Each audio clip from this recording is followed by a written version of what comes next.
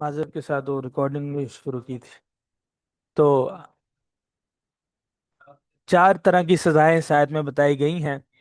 ایک تو سزا یہ ہے کہ قتل کر دیے جائے انہیں۔ دوسرے نمبر پہ یہ ہے کہ انہیں سولی چڑھا دیا جائے، یا ان کے ہاتھ پاؤں کو مختلف سمتوں سے مخالف سمتوں سے کاٹ دیا جائے، او ینفوا من الارض، یا ان کو زمین سے نکال دیا جائے، مطلب ان کو جلا وطن کر دیا جائے۔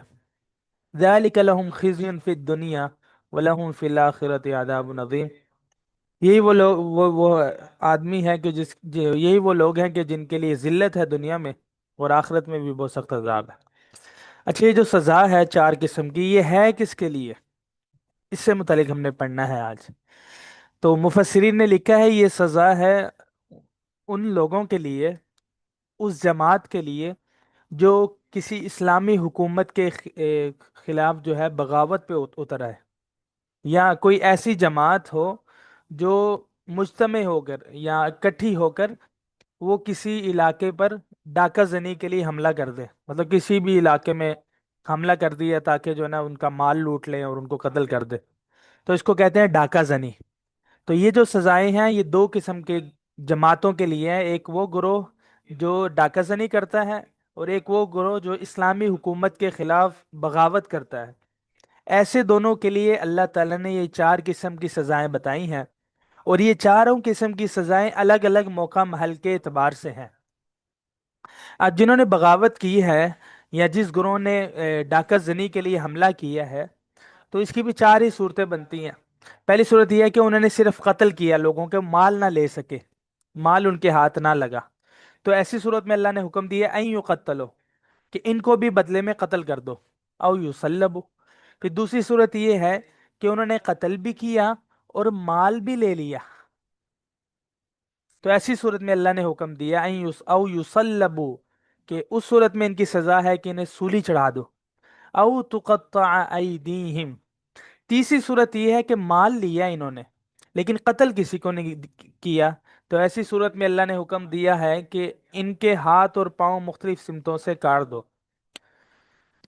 اور چوتھی صورت یہ ہے کہ حملہ تو کیا، نہ ہی مال لے سکے اور نہ ہی انہوں نے کسی کو قتل کیا، تو ایسی صورت میں صرف یہ سزا کے بتائی گئی ہے او ینفوا من الارض، کہ ان کو جلا وطن کر دو، یہی ان کی سزا ہے۔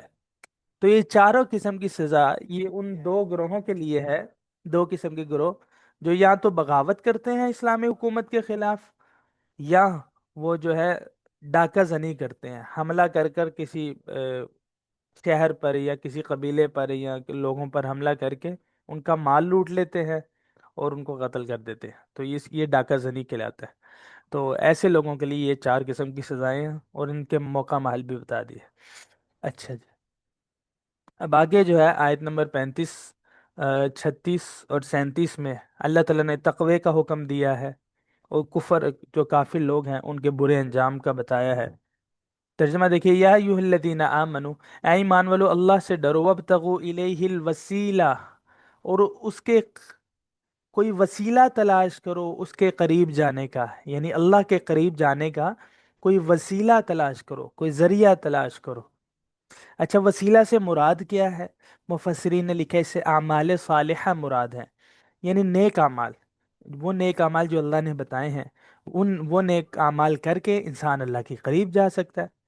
اور اس میں وہ بھی داخل ہے کہ جو نیک بزرگ ہوتے ہیں یا جو نیک لوگ ہوتے ہیں ان کے ذریعے سے بھی انسان اللہ کا قرب حاصل کر سکتا ہے۔ کس طرح کہ اپنی دعاؤں میں ان کا حوالہ دے کر، ان کا وسیلہ دے کر اللہ تعالیٰ سے دعائیں کر سکتا ہے کہ اللہ جیسے یہ لوگ بڑے نیک ہیں، اے، تیرے پسندیدہ لوگ ہیں، تیرے مرضی مرضی انہو لوگ ہیں، تو یا اللہ جیسے تو ان سے راضی ہے ہم سے بھی راضی ہو جا، تو ان کا حوالہ دے کر نیک لوگوں کا وسیلہ دے کر دعا کی جا سکتی ہے۔ اس آیت سے یہ پتہ چلتا ہے، تو یہ بھی ایک ذریعہ ہے، وسیلہ ہے۔ ایک صحابی آئے، فقیر تھے، آپ صلی اللہ علیہ وسلم کے پاس آئے، تو آپ صلی اللہ علیہ وسلم نے ان کو کہا کہ اس طرح دعا مانگو اللہ تعالیٰ سے، اللہم انی اسألوک بنبیک، اے اللہ میں آپ سے سوال کرتا ہوں آپ کے نبی کا حوالہ دے کر۔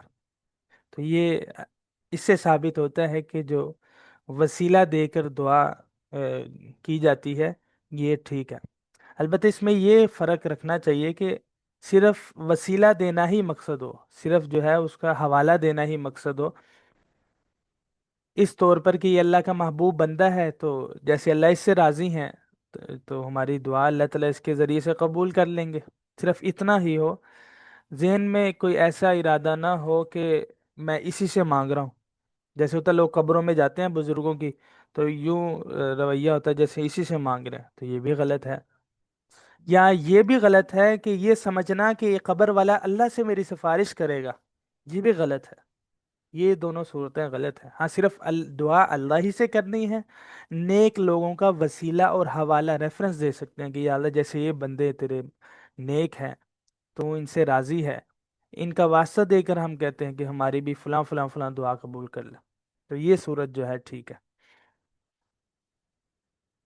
وجاہدوا فی سبیلہ لعلکم تفلحون، اور اللہ کے راستے میں جد و جہد کرو تاکہ تم کامیاب ہو جاؤ، فلاح پا جاؤ۔ ان الذين كفروا لو ان لهم ما في الارض جميعا ومثله معه ليفتدوا به من عذاب يوم القيامة ما تقبل منهم ولهم عذاب أليم۔ اور یقیناً وہ لوگ جنہوں نے کفر اپنا لیا ہے، زمین میں جو کچھ بھی ہے وہ سب کا سب اگر ان کو مل جائے اور اس کی طرح کا اور بھی مل جائے، اس کی مثل مطلب ڈبل، زمین میں جو کچھ ہے اس کا ڈبل ہو جائے ان کے پاس، اور وہ قیامت کے دن عذاب سے اپنی جان چھڑانے کے لیے فدیے میں دے دیں یہ سارا کچھ، تو ما تقبل منہم، تو یہ سب ان سے قبول نہیں کیا جائے گا، مطلب ان کی یہ جو پیشکش ہوگی یہ بھی قبول نہیں کی جائے گی، مطلب کوئی راستہ نہیں ہوگا بچنے کا عذاب سے۔ ہاں اگر عذاب سے بچنا ہے تو دنیا میں اعمال لے کر جانے ہیں، اور ایمان والی زندگی چاہیے اس کے لیے۔ وَلَهُمْ عَذَابٌ علیم، اور ان کے لیے دردناک عذاب ہوگا۔ یریدون ان یخرجوا من النار وما هم بخارجین منها وَلَهُمْ عَذَابٌ مقیم، اور یہ لوگ چاہتے ہیں کہ یہ آگ سے نکل جائیں، چاہیں گے قیامت کے دن یہ لوگ چاہیں گے کہ آگ سے نکل جائیں، حالانکہ وہ اس سے نکل نہیں سکیں گے۔ وَلَهُمْ عَذَابٌ مقیم، اور ان کے لیے سخت عذاب ہوگا۔ اگلی جو آیت، آیت نمبر 38، 39 اور 40، یہ جو دو تین آیات ہیں ان میں بھی ایک سزا کا تذکرہ ہے، وہ ہے چوری کی سزا۔ جو مرد یا عورت چوری کرتا ہے اس کی کیا سزا ہے، اس کا اس میں تذکرہ ہے۔ تو پہلے ترجمہ دیکھ لیتے ہیں۔ والسارق والسارقة فاقطعوا أيديهما، اور چوری کرنے والا مرد اور چوری کرنے والی عورت، فاقطعوا أيديهما، دونوں میں سے جو بھی ہوں ان کے ہاتھ کاٹ دو۔ جزاء بما کسبا، یہ ان کے عمل کا بدلہ ہے، چوری کا جو عمل کی انہوں نے کیا ہے اس کی سزا ہے۔ نکالا من اللہ، اور یہ اللہ تعالیٰ کی طرف سے ایک مقرر کردہ سزا ہے۔ واللہ عزیز حکیم، اور اللہ تعالیٰ اقتدار کا مالک ہے، حکیم اور حکمت والی ذات ہے۔ فمن تاب من بعد ظلمه واصلح فإن اللہ يتوب علیہ، بس جو شخص اپنے اس ظلم کے بعد توبہ کر لے، یہ جو انہوں نے کام کیا چوری کا، اس کے بعد اگر توبہ کر لیں واصلح، اور اپنی اصلاح کر لیں، فإن اللہ يتوب علیہ، تو اللہ تعالیٰ انہیں معاف کر دیں گے۔ ان اللہ غفور الرحیم، یقیناً اللہ تعالیٰ بخشنے والے ہیں اور بہت رحم کرنے والے ہیں۔ اچھا، اس سے پتہ چلا کہ جو اہ، سزا ہے ہاتھ کا یہ چوری کی، یہ جو ہاتھ کاٹے جاتے ہیں یہ دنیاوی اعتبار سے سزا ہے۔ آخرت کے لیے اگر اللہ تعالیٰ سے کے عذاب سے بچنا ہے تو اس کے لیے الگ سے توبہ کرنی پڑے گی، اس لیے اللہ تعالیٰ نے فرمایا اس کے بعد اگر کوئی توبہ کر لے اور اپنی اصلاح کر لے تو اللہ تعالیٰ اس کی توبہ کو قبول کر لیں گے۔ اچھا، چوری کہتے کسے؟ چوری کہتے ہیں محفوظ جگہ سے چھپ کر کسی کا مال لے لینا، یہ چوری ہے۔ کسی محفوظ جگہ میں کسی نے مال رکھا ہوا تھا کچھ، اس مال کو چھپ کر لے لینا، یہ چوری کہلاتا ہے۔ تو اس میں اگر کوئی اس طرح سے کرتا ہے اور یا تو وہ موقع پر پکڑا جائے یا گواہی سے اس کے خلاف دو گواہوں سے ثابت ہو جائے کہ فلاں نے چوری کی ہے، تو ایسے شخص کے ہاتھ کاٹے جائیں گے۔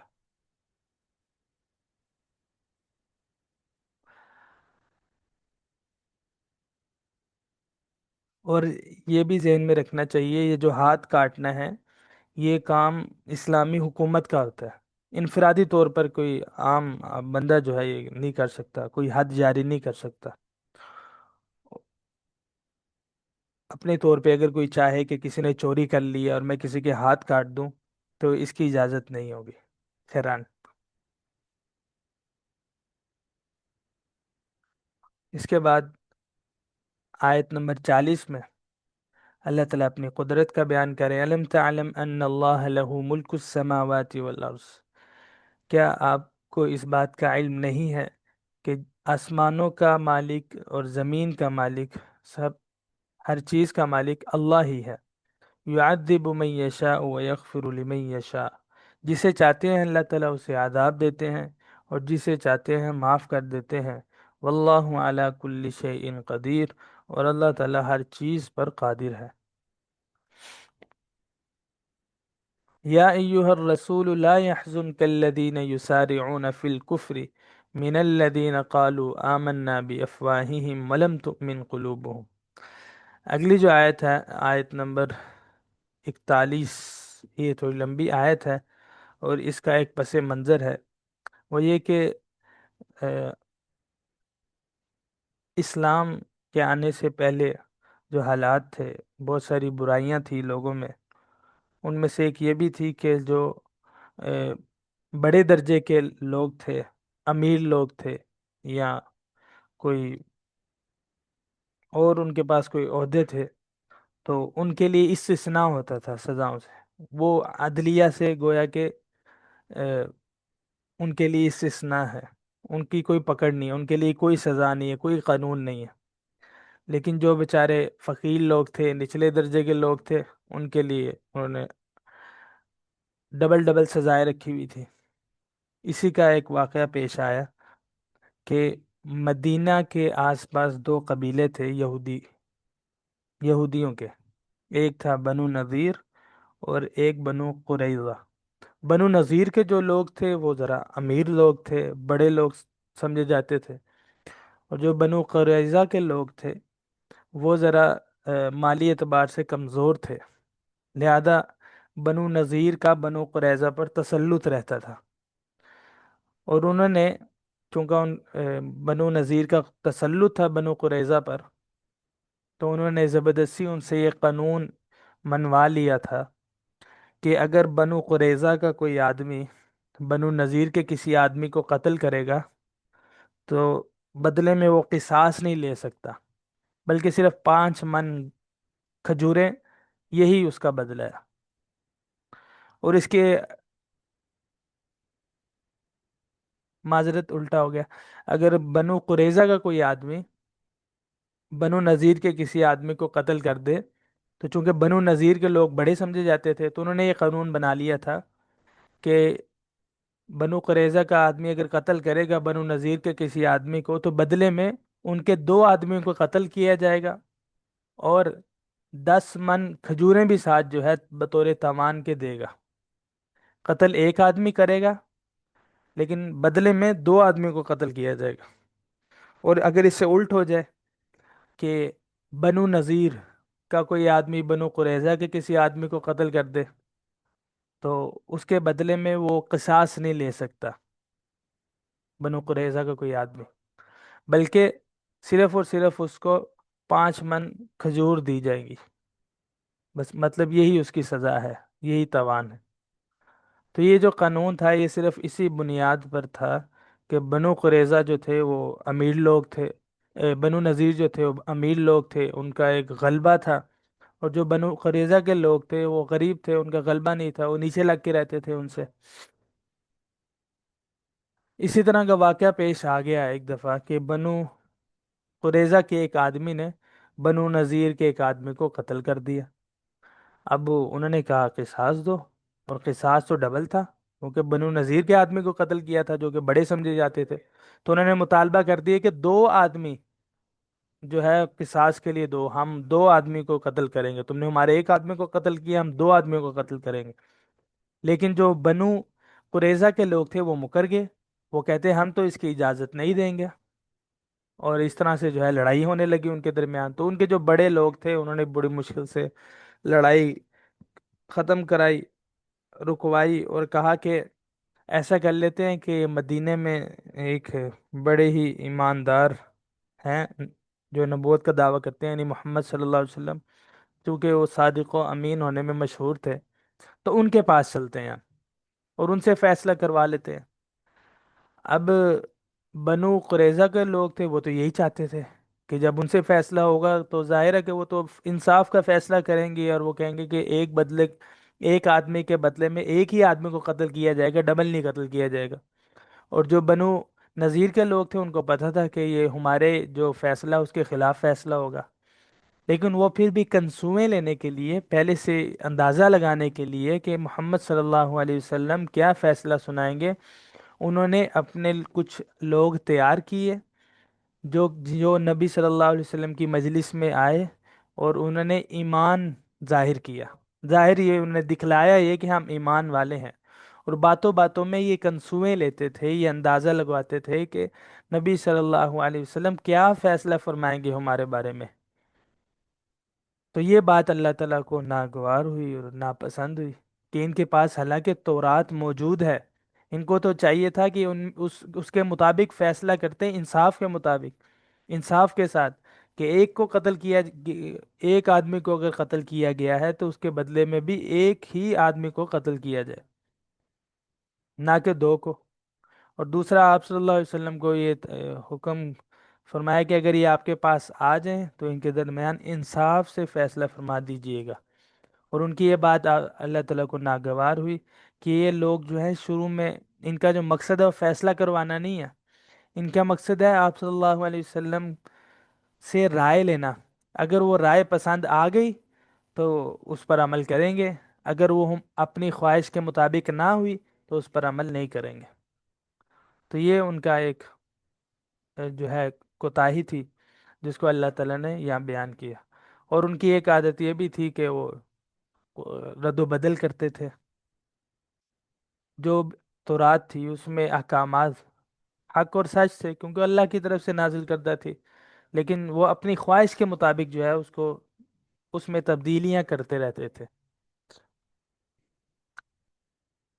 تو ترجمہ دیکھیں، یا ایہا الرسول لا يحزنک الذین یسارعون فی الکفر، اے رسول آپ کو وہ لوگ پریشان نہ کریں جو کفر میں بڑی جلدی کر رہے ہیں، من الذین قالوا آمنا بافواہہم ولم تؤمن قلوبہم، ان میں سے ایک قسم کے لوگ تو وہ ہیں جو اپنے منہوں سے کہتے ہیں صرف کہ ہم ایمان لے آئے، ولم تؤمن قلوبہم، حالانکہ ان کے دل ایمان نہیں لائے ہوتے، یعنی دل سے وہ مومن نہیں ہوتے۔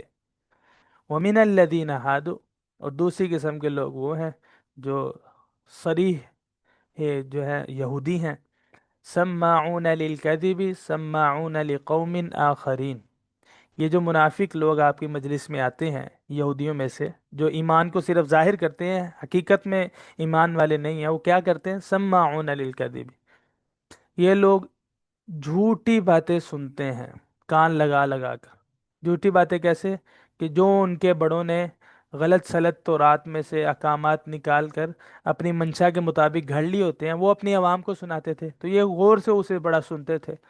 سماعون لقوم آخرین، اور جو آپ سے یہ کلام سنتے ہیں یہ کسی دوسروں کے لیے سنتے ہیں، مطلب وہ جو انہوں نے پہلے سے ہی کچھ لوگ کنسو لینے کے لیے بھیج دیے تھے آپ صلی اللہ علیہ وسلم کی مجلس میں، تو یہ ان کی بات ہے کہ یہ اپنے لوگوں کے لیے سننے کے لیے آتے ہیں۔ لم یاتوک، جو کہ آپ کے پاس ابھی آئے نہیں، یحرفون الکلمہ من بعد مواضعی، یہ کلام اللہ کو بدل دیتے ہیں اپنے موقع محل سے، یعنی اس میں تحریف اور رد و بدل کرتے ہیں۔ یقولون ان اوتیتم هذا فخذوه وان لم تؤتوه فاحذروه، اور وہ یہ کہتے ہیں ان تو اوتی تم ہادا، اگر تمہیں یہ حکم دیا جائے فخذو تو اس پر عمل کر لو، وَإِن لَّمْ تُؤْتَوْهُ فَاحْذَرُوا، اور اگر تمہیں یہ حکم نہ ملے فاحذروا تو اسے چھوڑ دو۔ مطلب آپ صلی اللہ علیہ وسلم کی مجلس میں جا کر اگر تمہیں اس کے مطابق فیصلہ ہو جائے، یعنی جیسا ہم چاہتے ہیں، تو اس پر عمل درآمد کر دو، اگر اس کے مطابق فیصلہ نہ ہو تو پھر نہ مانو۔ वमन युरिदिल्लाहु फितनतहु फलम तमलिक लहु मिनल्लाहि शैया। अल्लाह ताला कहने हैं, जिस शख्स को अल्लाह ताला फितने में मुब्तला करना चाहे, आप कुछ भी अल्लाह से उसको हरगिज नहीं बचा सकते। उलाइक अल्लदीन लम युरिदिल्लाहु अन युतहिरा कुलूबहुम, यही वो लोग हैं कि अल्लाह ताला ने उनके दिल पाक करने का इरादा ही नहीं किया। लहुम फिद दुनिया खिज़युन, उनके लिए दुनिया में जिल्लत है। वलहुम फिल आखिरति अदाबुन अज़ीम, और उनके लिए आखिरत में बहुत बड़ा अजाब है। अच्छा, उनकी हरकतें क्या है? सम्माउन लिल कज़िबी, झूठी बातें खूब कान लगा के सुनते हैं। अक्कालून लिस्सुहती, और हराम माल खूब खाते हैं, जिसमें सूद का माल है, रिश्वत का माल है। तो ये यहूदी बहुत ज़्यादा सूदी मामलात करते थे। फ़इन जाऊका फ़हकुम बैनहुम अव आरिज़ अन्हुम, बस अगर ये आपके पास आए, फ़हकुम बैनहुम, तो इनके दरमियान फैसला फरमा दीजिएगा। अव आरिज़ अन्हुम, या इनसे एराज कर लीजिएगा, आपको इख्तियार है। व इन तुअरिज़ अन्हुम फ़लन यज़ुर्रुका शैआ, और अगर आप इनसे एराज कर लें तब भी ये आपको कुछ भी नुकसान नहीं पहुंचा सकेंगे। वइन हकम तफ़ाहकुम बैनहुम बिलक़िस्त, और अगर आप इनके दरमियान फैसला करें तो इनके दरमियान इंसाफ से फैसला कीजिएगा। इन्नल्लाह युहिब्बुल मुक़सितीन, यकीनन अल्लाह ताला इंसाफ करने वालों को पसंद करते हैं। व कैफ़ युहक्किमूनका व इंदहुमुत तौरात, और ये लोग कैसे आपसे फैसला करवा रहे हैं। वाइंदहुमुत तौरात, हालांकि इनके पास तो तौरात मौजूद है। फीहा हुक्मुल्लाह, उसमें अल्लाह का बरहक हुक्म भी मौजूद है, यानी वो किसास का हुक्म, कि अगर एक बंदा कत्ल किया जाए तो किसासन उसके बदले भी एक बंदा कत्ल किया जाए। ये हुक्म तौरात में मौजूद है, लेकिन फिर भी आपसे फैसला करवाने आ रहे हैं। सुम्मा यतवल्लौना मिन बादि ज़ालिक, फिर ये इससे जो है ना मुंह मोड़ लेते हैं। फैसला करवाते हैं लेकिन फिर इस फैसले से मुंह भी मोड़ लेते हैं। वमा उलाइका बिल मुमिनीन, हकीकत ये है कि ये लोग ईमान वाले नहीं हैं, ये सिर्फ ईमान अपना दिखा रहे हैं, दिल से ये मोमिन नहीं है। इन्ना अनजलना तौरात फीहा हुदन व नूर, यकीनन हमने तौरात नाजिल की, इसमें हिदायत थी और नूर था। यहकुम बिहन नबियून, इसके मुताबिक फैसले करते थे नबी। अल्लदीन असलमू लिल्लदीन हादू, वो नबी जो कि अल्लाह के बड़े फर्मा बरदार थे। लिल्लदीन हादू, यहूदियों के लिए। वर रब्बानियून, और अल्लाह वाले लोग भी फैसले करते थे इसी के मुताबिक। वल अहबार, और उलमा भी उनके जो यहूदियों के उलमा थे वो भी इसके मुताबिक फैसले किया करते थे। बिमा सुहफिज़ु मिन किताबिल्लाह, क्योंकि उन्हें अल्लाह की किताब का मुहाफिज बनाया गया था। वकानु अलैहि शुहदा, और वो इस पर गवाह थे। फला तख्शवन्नास वख्शौनी, लोगों से मत डरो, मुझसे डरो। मेरी आयत के बदले थोड़ा सा मेरी आयत को थोड़े से पैसों के बदले मत मत बेचो। वमन लम यहकुम बिमा अंजलल्लाह फउलाइका हुमुल काफिरून, अल्लाह ताला ने जो नाजिल की है हुक्म, उसके मुताबिक जो फैसला ना करे, ऐसे लोग काफिर है। तो ये यहूदियों को इसमें इशारा है कि चूंकि वो अपनी ख्वाहिशात के मुताबिक फैसले किया करते थे, और उन्होंने ये कानून खालिस अपनी ख्वाहिश के मुताबिक बना लिया था कि बनु नज़ीर के जो बड़े लोग हैं, अगर उनमें से कोई कत्ल होगा तो इसके बदले दूसरी कौम के दो बंदे कत्ल होंगे। और जो छोटे लोग समझे जाते थे, बनु कुरैजा के लोग जो गरीब थे, अगर उसमें से कोई कत्ल होगा तो उसके बदले किसी को कत्ल करने की इजाज़त नहीं होगी, बल्कि सिर्फ खजूरें देकर जो है उनको खजूरें हासिल करने का, 5 मन खजूरें थी वो हासिल करने का हक होगा। तो ये उनका एक सिर्फ सिर्फ जो है असबियत की बुनियाद पर एक जो है कानून था। अल्लाह ताला ने कहा ये सरासर तुम्हारी अपनी किताब तौरात के मुखालिफ है। हालांकि यही वो तौरात है जिसके मुताबिक तुम्हारे नबी, सारे अंबिया जो भी आए, वो फैसले किया करते थे। इसी तरह तुम्हारे उलमा भी, और तुम्हारे जो अल्लाह वाले लोग थे वो भी इसी के मुताबिक फैसले किया करते थे। लिहाजा लेकिन तुम नहीं कर रहे, तुम अल्लाह से नहीं डरते। तुम इन इस कुरानी आयत को दुनिया की कुछ मालूम मता के बदले में बेच डालते हो। پھر اللہ نے فرمایا جو لوگ ایسا نہیں کرتے، یعنی فیصلہ اللہ کے کلام کے مطابق نہیں کرتے، ایسے لوگ کافر ہیں، اللہ کے انکاری ہیں۔ پھر جو تورات میں حکم لکھا ہوا تھا، اللہ تعالیٰ نے آگے اس کو بیان کیا آیت نمبر 45 میں۔ وہ حکم کیا تھا قصاص کا؟ وَكَتَبْنَا عَلَيْهِمْ فِيهَا، اور تورات میں ہم نے ان پر یہ لازم کیا تھا، أَنَّ النَّفْسَ بِالنَّفْسِ، کہ ایک نفس کا بدلہ ایک ہی نفس کے ساتھ ہوگا، مطلب ایک انسان کو قتل کیا گیا تو اس کے بدلے ایک ہی قتل کیا جائے۔ والعین بالعین، اور آنکھ کا بدلہ آنکھ سے، والانف بالانف، اور ناک کا ناک سے، والاذن بالاذن، اور کانوں کا کان سے، والسن بالسن، دانت کا دانت سے ہوگا، والجروح قصاص، اور اسی طرح جو زخم لگیں گے اس کا بھی بدلہ ہوگا برابر برابر۔ فمن تصدق به، پر جو معاف کر دے، فہو کفارۃ اللہ، تو یہ اس کے لیے گناہوں کی معافی کا ذریعہ ہوگا۔ ومن لم يحكم بما انزل اللہ فاولئک هم الظالمون، اور جو لوگ اللہ کے نازل کردہ احکامات کے مطابق فیصلہ نہیں کرتے، ایسے لوگ ظالم ہیں۔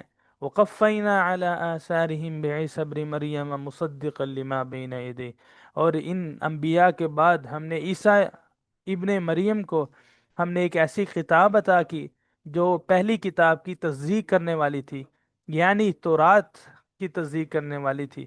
وَآتَيْنَاهُ الْإِنْجِيلَ، اور عیسیٰ ابن مریم کو ہم نے انجیل دی تھی، فیہ ہدی و نور، اور اس میں ہدایت تھی اور نور تھا، ومصدقا لما بین ایدیہ من التورات، اور جو ان کی اس سے پہلی کتاب تورات تھی وہ اس کی تصدیق بھی کرتی تھی، وہدا، اور اس میں وہ سراپا ہدایت تھی، وموعظۃ للمتقین، اور تقوی والوں کے لیے سراپا نصیحت تھی وہ کتاب، یعنی انجیل۔ ولیحکم اہل الانجیل بما انزل اللہ فیہ، چاہیے کہ اہل انجیل فیصلہ کریں ان احکامات کے مطابق جو اللہ نے انجیل میں نازل کیے ہیں۔ ومن لم يحكم بما انزل اللہ فاولئک هم الفاسقون، جو اللہ تعالیٰ نے احکامات نازل کیے اس کے مطابق جو فیصلہ نہ کرے، فاولئک هم الفاسقون، تو ایسے لوگ بڑے ہی نافرمان ہیں اللہ کے۔ پھر نبی صلی اللہ علیہ وسلم کو اگلی آیت میں ایک تعلیم دی، حکم دیا کہ وَأَنزَلْنَا إِلَيْكَ الْكِتَابَ، اے نبی جی ہم نے آپ کی طرف بھی کتاب نازل کی ہے، بالحق، جو کہ برحق ہے، مصدقا لما بین یدیہ من الکتاب، اور اس سے پہلے جو کتابیں نازل ہوئی ان کی تصدیق بھی کرتی ہے یہ کتاب، وَمُهَيْمِنًا عَلَيْهِ فَاحْكُم بَيْنَهُم بِمَا أَنزَلَ اللَّهُ، پس آپ ان کے درمیان فیصلہ کر دیجئے اللہ تعالیٰ کے نازل کردہ احکامات کے مطابق، ولا تتبع اهواءهم عما جاءك من الحق، جو حق اللہ کی طرف سے آپ کے پاس آ گیا اس کو چھوڑ کر آپ ان کافروں کی خواہش کی پیروی مت کرنا۔ لِكُلٍّ جَعَلْنَا مِنْكُمْ شِرْعَةً وَمِنْهَاجًا، اور ہر ایک کے لیے ہم نے تم میں سے ایک شریعت بھی بنائی ہے، وَمِنْهَاجًا، اور ایک راستہ بنایا ہے۔ وَلَوْ شَاءَ اللَّهُ لَجَعَلَكُمْ أُمَّةً وَاحِدَةً، اگر اللہ تعالیٰ چاہتے تو یقیناً تمہیں ایک ہی امت بنا دیتے، وَلَٰكِن لِيَبْلُوَكُمْ، لیکن اللہ تعالیٰ نے ایک امت نہیں بنایا، کیوں؟ تاکہ تم کو آزمائے ان چیزوں میں جو اللہ نے تمہیں عطا کی ہیں۔ فَاسْتَبِقُوا الْخَيْرَاتِ، بس نیکیوں میں پہل کرو، الی اللہ مرجعکم جمیعا، اللہ ہی کی طرف تم سب کا لوٹنا ہے۔ بس جن چیزوں میں تم آپس میں اختلاف کر رہے ہو، قیامت کے دن اللہ تعالیٰ تمہیں ان سے باخبر کر دے گا۔ جی تو آج کا سبق جو ہے یہیں تک ہے، آیت نمبر 48 تک، تو یہاں سے انشاءاللہ کل پڑھیں گے۔ اس میں کوئی سوال ہو تو پوچھ سکتے ہیں۔